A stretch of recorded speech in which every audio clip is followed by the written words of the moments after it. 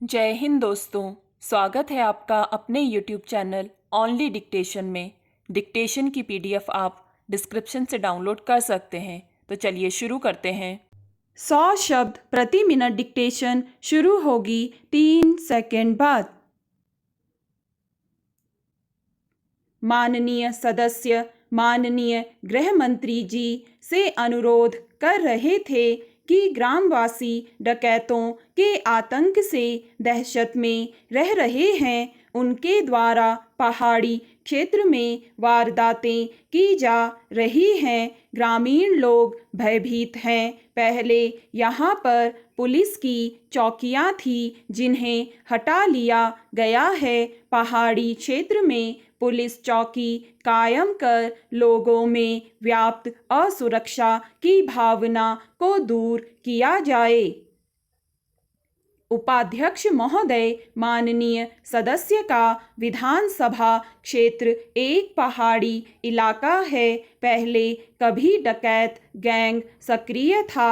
उस समय उनके क्षेत्र में एहतियात के तौर पर एक 4 का गार्ड रखा गया था। गैंग समाप्त होने के बाद किसी अन्य डकैतों के आमद रफत की सूचना प्राप्त नहीं हुई है। वर्षों पहले अवैध शस्त्र रखने के जुर्म में एक अपराध कायम हुआ था। महकमे द्वारा बताया गया है कि गंभीर अपराध, हत्या, डकैती, लूटपाट, अपहरण संबंधी अपराध घटित नहीं हुए हैं। सामान्य किस्म के कुल 24 अपराध कायम हुए हैं। जब उत्तर प्रदेश, मध्य प्रदेश में डकैत सक्रिय था, उस समय जिले को 5 से 6 कंपनियां विशेष सशस्त्र बल दस्यु उन्मूलन अभियान के तहत दिया गया था।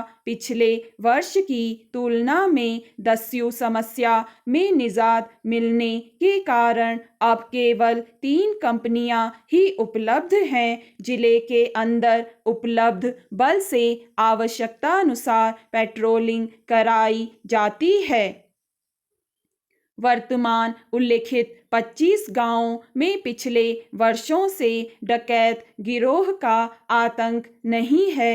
अब डकैत गिरोह की ओर से कोई अपराध घटित नहीं किया जा रहा है। कुछ समय पहले प्रश्नाधीन पहाड़ी क्षेत्रों में जिन डकैत गिरोह का आतंक था, उनका पूरी तरह से सफाया हो चुका है। उक्त ग्रामों के अंतर्गत नागरिकों में कोई दहशत नहीं है। कोई भी नागरिक भयभीत नहीं है। गैंग का पूर्ण रूप से सफाया हो चुका है। अब पुलिस चौकी की आवश्यकता महसूस नहीं की जा रही है। पिछले 2 वर्षों से गांवों में डकैती, लूट, अपहरण की कोई घटना घटित नहीं हुई है और न ही किसी प्रकार की असुरक्षा की भावना ही प्रकाश में आई है।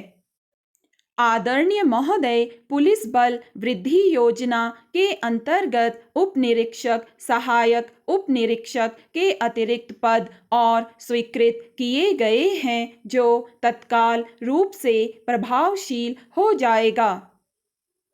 अध्यक्ष जी, यह कहना सही नहीं है कि पहाड़ी क्षेत्र में असुरक्षा की भावना व्याप्त है, बल्कि सही यह है कि संबंधित पुलिस बल द्वारा गश्त किया जा रहा है। इसलिए स्थिति सामान्य और नियंत्रण में है। लेकिन दस्यु उन्मूलन अभियान के तहत कंपनियां पेट्रोलिंग कर रही हैं। प्रश्नाधीन क्षेत्र में पुलिस बल पर्याप्त है। जरूरत नहीं है।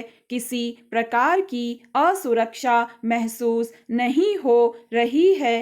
अब पुलिस बल अच्छी तरह से काम कर रहा है।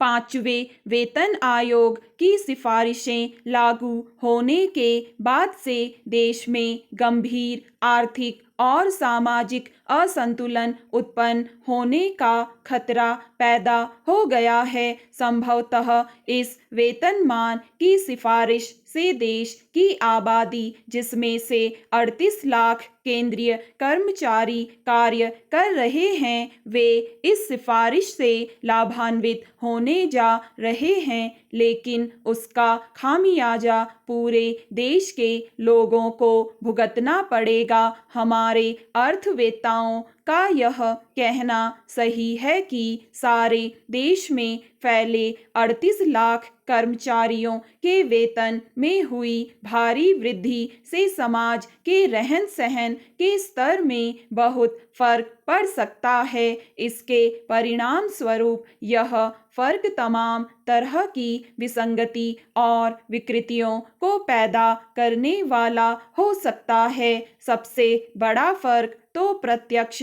तौर पर बाजार में पड़ता है। सामान्य तौर पर दुकानदार द्वारा अपने आप मूल्य वृद्धि कर दी जाती है, मकान मालिकों द्वारा अपने आप वृद्धि कर दी जाती है, दैनिक उपयोग की वस्तुओं पर स्वेच्छा से तत्काल कीमत बढ़ा दी जाती है। वेतन के साथ आवासीय भत्तों में बढ़ोतरी के कारण मकान मालिक अपने किराएदार के किराए में वृद्धि कर देते हैं। जितना बड़ा अधिकारी और कर्मचारी होगा, उसको उतना ही अधिक लाभ। वेतन आयोग ने इसी सिद्धांत के आधार पर वेतन वृद्धि की सिफारिश की थी, जिसे सरकार ने स्वीकार कर लिया है।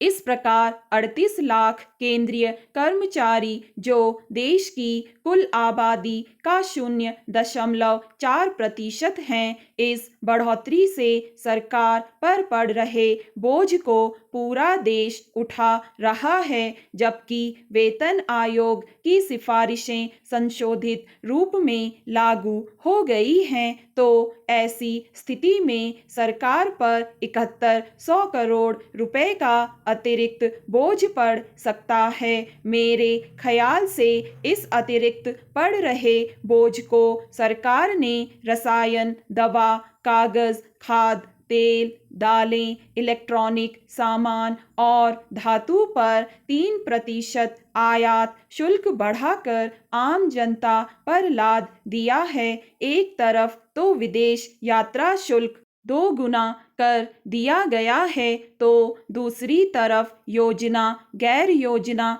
खर्चे में 5% की कटौती कर दी है। रेल मंत्रालय ने भी रेलवे कर्मचारियों के इस बढ़ रहे वेतन से पड़ने वाले आर्थिक बोझ को आम जनता पर दैनिक उपयोग में आने वाली वस्तुओं के माध्यम से माल भाड़े में वृद्धि कर लाद दिया है। इस तरह से केंद्रीय कर्मचारियों के बढ़े वेतन का रुपया देश की आम जनता से वसूला जा रहा है। इस वेतन बढ़ोतरी के बाद देश भर में दैनिक उपयोग से लेकर अन्य दूसरी चीज़ों के दाम बढ़ चुके हैं। इस हो रही बढ़ोतरी की तरफ सरकार को ध्यान देना चाहिए। स्टॉप। दोस्तों, अगर आपको ये डिक्टेशन पसंद आए तो लाइक करें, सब्सक्राइब करें और अपने दोस्तों के साथ भी शेयर करें।